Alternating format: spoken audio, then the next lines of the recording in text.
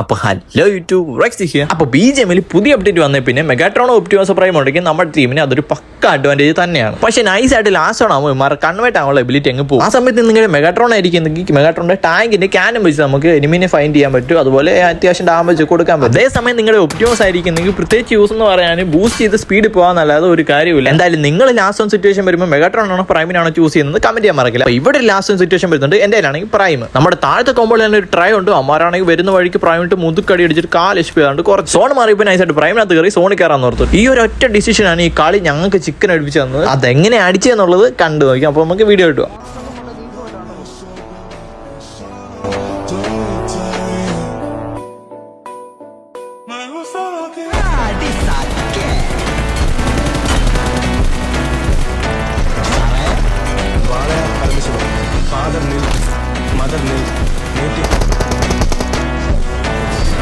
അപ്പോൾ വീഡിയോ അത്രയുള്ളൂ. അപ്പോൾ എപ്പോഴും പറയുന്ന പോലെ ഇഷ്ടപ്പെട്ട സപ്പോർട്ട് ചെയ്യാൻ മറക്കരുത്. അപ്പോൾ നാളെ നോക്കണേ.